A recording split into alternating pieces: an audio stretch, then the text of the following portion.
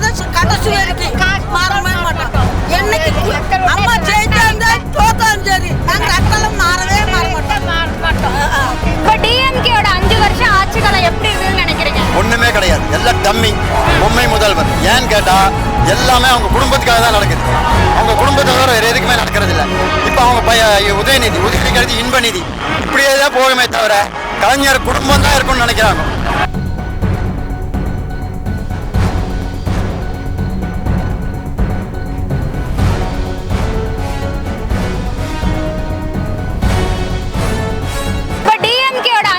ஆட்சி காலம் எப்படி இருக்குன்னு நினைக்கிறீங்க? ஒண்ணுமே கிடையாது, எல்லாம் டம்மி, பொம்மை முதல்வர். ஏன்னு கேட்டா எல்லாமே அவங்க குடும்பத்துக்காக தான் நடக்குது. அவங்க குடும்பத்தை தவிர வேற எதுக்குமே நடக்கிறது இல்லை.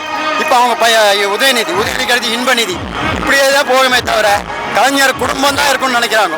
அதே மாதிரி அவங்க மினிஸ்டருங்களும் அவங்கள வாரிசு தான் பண்றாங்க. ஆனா எங்கால அப்படி கிடையாது. சிலுவம்பட்டியிலிருந்து வந்த சிங்கம் எடப்பாடி தொகுதியில் நின்று கட்சியோட நாடாளுமன்ற உறுப்பினர் இருந்து, கிளை செயலாளர் இருந்து, இன்னைக்கு பொதுச் செயலாளர் இருக்காருன்னா நான் கூட நாளைக்கு வரலாம், இவரு வரலாம், இந்த அம்மா வரலாம், இவரு வரலாம், நாளைக்கு பொதுச் செயலாளர் வரலாம். ஆனா டிஎம்கே அப்படி வர முடியாது. அடுத்த உதயநிதி அடுத்த இன்படி தான் வர முடியும். டிஎம்கே ஆட்சி அப்படியே இருக்கும். கக்கூஸ்க்கு கூட கலைஞர் பேரை வைக்குவான். கக்கூசுக்கு கூட கலைஞர் பேருவான். அண்ணா பேரை வச்சு கெடுத்துட்டான். இவன் வந்து அண்ணா மகிழ்ச்சி என்ன இருக்குது, எங்க புரியல அண்ணா நாங்க வச்சிருக்கோம். ஆனா இவன் கக்கூசுக்கு கூட கலைஞர் பேர் வைப்பான். கக்கூசு கூட கலைஞர் பேர் வைப்பான். மேட்டுப்பாளையம் ஒண்ணு பஸ் ஸ்டாண்ட் எப்படி இருந்துச்சு, அழகா இருந்த பஸ் ஸ்டாண்டை இடிச்சு போட்டு ஒண்ணும் இல்லாம வெறும் மணல் எம்சாண்ட்ல வச்சு கட்டிட்டு இருக்கான். சிமெண்டே கிடையாது. இந்த பஸ் ஸ்டாண்ட் மக்கள் வந்து என்னவான்னு நம்மளுக்கே தெரியாது. அத்தனை இடிச்சு தள்ளி இருக்கான். ஆனா எப்ப இருந்தாலுமே அம்மாக்கு அப்புறமா எடப்பாடியார் தான். எடப்பாடியாருக்கு அப்புறமா எந்த கட்சி தொண்டனும் முதல்வரா வரல, கழக பொதுச் செயலாளர் வர்றான். இதுதான் உறுதி. என்னைக்குமே ஸ்டாலின் குடும்பத்துக்கு தான் பண்ணுவாங்க. அடுத்தது அவங்க டம்மி எல்லா இடத்துலயும் டெபாசிட் 234 தொகுதியும் போய் நாங்க குறைந்தபட்சம் 200 தொகுதி வின் பண்ணி கண்டிப்பா நெக்ஸ்ட் டைம் எடப்பாடியார் தான் வர்றது உறுதி. இதுல எந்த சந்தேகமும் கிடையாது. வெற்றி நமது. 200 நமது. 240 234 200 நான் கண்டிப்பா வருவோம். நாங்களே வெற்றி அடைவோம்.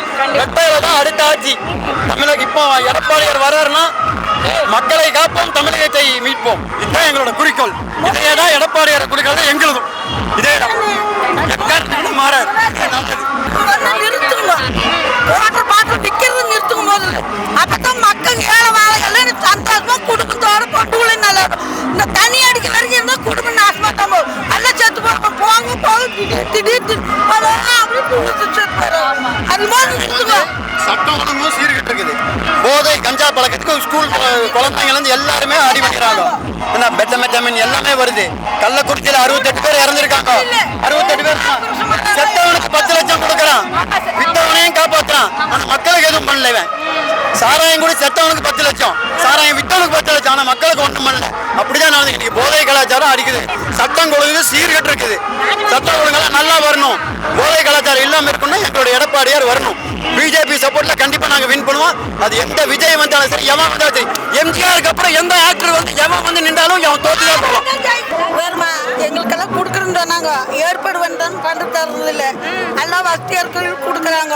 நானும் நிறைய பேருக்கு கேட்டாச்சு. உங்க பண்ணித்தார பொறுமையா இருந்தாங்க. நாங்களும் பொறுமையா இருந்தாச்சு.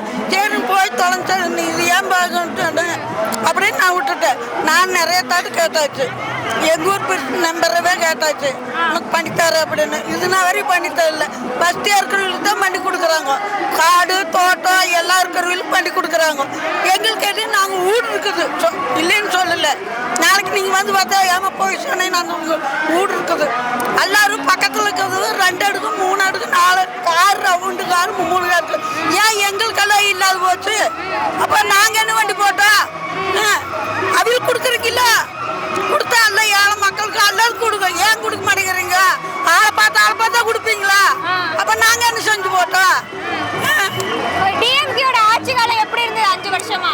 5 வருஷம் நீயும் பேசுற நானும் பேசுறேன். என்ன தோணுதுங்க?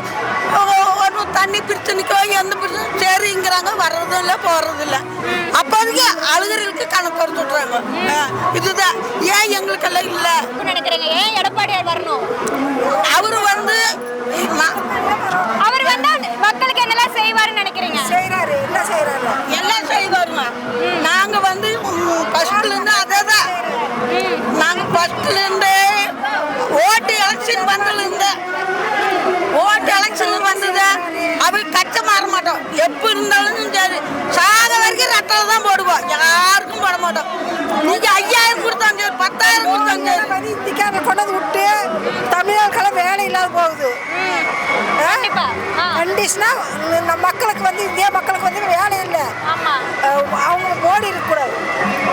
ஓகே, புரட்சி தலைவி அம்மா வழியில எடப்பாடியார் போவாருன்னு நினைக்கிறீங்களா? ஃபுல் அண்ட் ஃபுல் புரட்சி தலைவி அம்மா அம்மா எப்படி இருந்தது ஆட்சி காலம், அதே மாதிரி எடப்பாடியார் போக மாட்டார்.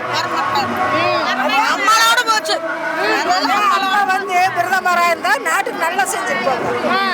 இதெல்லாம் ஒண்ணு நேருக்கிட்ட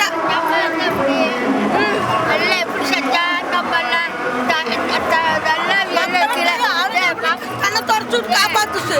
நீங்க ஆடுங்க, அழுக வேண்டா நான் தரேன். நான் பண்ணி கொடுப்பேன்.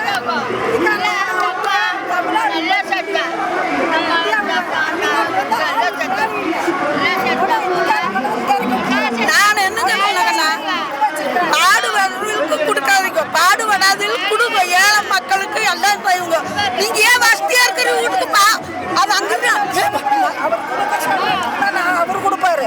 நம்ம மக்கள் நம்ம ஊருக்கார கோவிச்சு பிரச்சனை இருக்குது. எங்களை கொடுத்தாங்க கொடுத்தாங்க. நான் என்னங்கிற வந்து வேலை வெட்டி நல்லா கிடைக்கணும் மக்களுக்கு. வந்து இந்திக்கார வந்து போனதுனால நம்மளுக்கு தமிழ்நாளுக்கு வேலை இல்லாத போச்சு.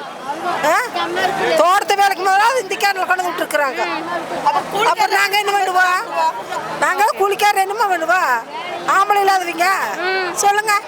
சரி, இப்போ உதயநிதி ஸ்டாலின் அவர்கள் அடுத்த வருஷத்துல இருந்து அவரை சீஃப் மினிஸ்டர் அனௌன்ஸ் பண்ணுவாங்கன்னு சொல்லிட்டு இருக்காங்க. அதை பத்தி என்ன நினைக்கிறீங்க? அதை பத்தி ஒன்றும் தெரியலமா எங்களுக்கு. அவர் வந்தாதான் தெரியும் எப்படின்னு.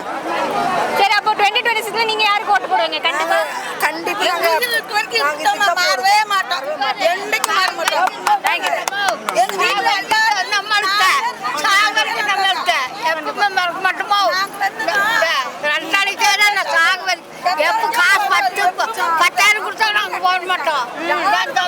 போடுவோம்.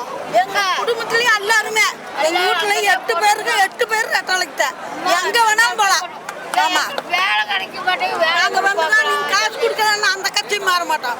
ஒரே கட்சி தான் கடைசி வரைக்கும் மாறவே மாட்டோம். என்னைக்கு அம்மா ஜெயிச்சா இருந்தா தோத்தாலும் சரி, நாங்க ரெட்டலை மாறவே மாற மாட்டோம்.